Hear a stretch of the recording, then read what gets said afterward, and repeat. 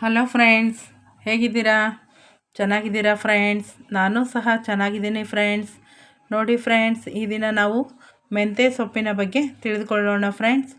ನೋಡಿ ಫ್ರೆಂಡ್ಸ್, ಇದು ಮೆಂತ್ಯ ಸೊಪ್ಪು ಮಾರುಕಟ್ಟೆಯಿಂದ ತಂದಿರತಕ್ಕಂಥ ಫ್ರೆಶ್ ಆಗಿರ್ತಕ್ಕಂಥ ಮೆಂತ್ಯ ಸೊಪ್ಪು ಫ್ರೆಂಡ್ಸ್. ಈ ಒಂದು ಮೆಂತ್ಯ ಸೊಪ್ಪಿನಿಂದ ಏನೆಲ್ಲ ಉಪಯೋಗ ಇದೆ ಮತ್ತು ಮೆಂತ್ಯ ಸೊಪ್ಪು ಏನನ್ನೆಲ್ಲ ಒಳಗೊಂಡಿದೆ ಅಂತಂದು ಹೇಳಿ ತಿಳಿದುಕೊಳ್ಳೋಣ ಫ್ರೆಂಡ್ಸ್. ಈ ಒಂದು ಮೆಂತ್ಯ ಸೊಪ್ಪಿನಲ್ಲಿ ವಿಟಮಿನ್ ಎ, ವಿಟಮಿನ್ ಬಿ ಮತ್ತು ವಿಟಮಿನ್ ಸಿ ಇರುತ್ತೆ ಫ್ರೆಂಡ್ಸ್. ಮತ್ತು ಫ್ರೆಂಡ್ಸ್, ಈ ಒಂದು ಮೆಂತ್ಯ ಸೊಪ್ಪಿನಲ್ಲಿ ಫೈಬರ್ ಸಹ ಇರುತ್ತೆ ಫ್ರೆಂಡ್ಸ್.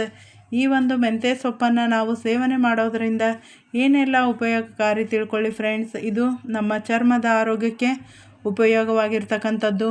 ಮತ್ತು ಫ್ರೆಂಡ್ಸ್, ಮತ್ತು ಕೂದಲಿನ ಆರೋಗ್ಯಕ್ಕೆ ಸಹ ಇದು ಬಹಳಷ್ಟು ಉಪಯೋಗಕಾರಿಯಾಗಿರ್ತಕ್ಕಂಥದ್ದು.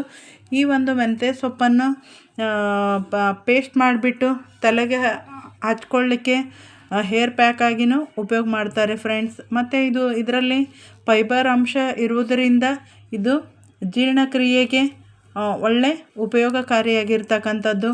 ಮತ್ತು ಸಕ್ಕರೆ ಕಾಯಿಲೆ ಅಥವಾ ಇದನ್ನು ಮಧುಮೇಹ ಅಂತಲೂ ಹೇಳ್ತಾರೆ. ಆ ಮಧುಮೇಹಕ್ಕೂ ಸಹ ಇದು ಒಂದು ರಾಮಬಾಣವಾಗಿರ್ತಕ್ಕಂಥ ಸೊಪ್ಪು ಫ್ರೆಂಡ್ಸ್. ಮತ್ತು ಫ್ರೆಂಡ್ಸ್, ಇದು ಕೊಲೆಸ್ಟ್ರಾಲನ್ನು ಕಡಿಮೆ ಮಾಡುತ್ತೆ.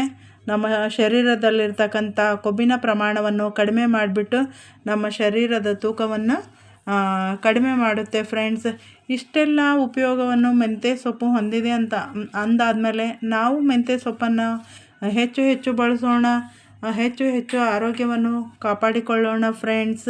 ಈ ಮೆಂತ್ಯ ಸೊಪ್ಪಿನಿಂದ ನಾನಾ ರೀತಿಯಲ್ಲಿ ಅಡುಗೆಗೆ ಉಪಯೋಗ ಮಾಡ್ತಾರೆ ಫ್ರೆಂಡ್ಸ್. ಇದನ್ನು ಪಲ್ಯ ಮಾಡ್ತಾರೆ, ಚಪಾತಿ ಮಾಡ್ತಾರೆ, ನಾನಾ ರೀತಿ ಸಾರಿಗೆ ಉಪಯೋಗ ಮಾಡ್ತಾರೆ, ರೈಸ್ ಐಟಮ್ಗೆ ಉಪಯೋಗ ಮಾಡ್ತಾರೆ. ಸಾಕಷ್ಟು ರೀತಿಯಲ್ಲಿ ಒಂದು ಮೆಂತ್ಯೆಯನ್ನು ಉಪಯೋಗ ಮಾಡ್ತಾರೆ ಫ್ರೆಂಡ್ಸ್. ಈ ಒಂದು ವಿಡಿಯೋವನ್ನು ಲೈಕ್ ಮಾಡಿ, ಶೇರ್ ಮಾಡಿ, ಸಬ್ಸ್ಕ್ರೈಬ್ ಮಾಡಿ, ಕಾಮೆಂಟ್ ಮಾಡಿ. ಮತ್ತೊಮ್ಮೆ ಮತ್ತೊಂದು ವಿಡಿಯೋದೊಂದಿಗೆ ಭೇಟಿಯಾಗ್ತೀನಿ friends. Thank you very much.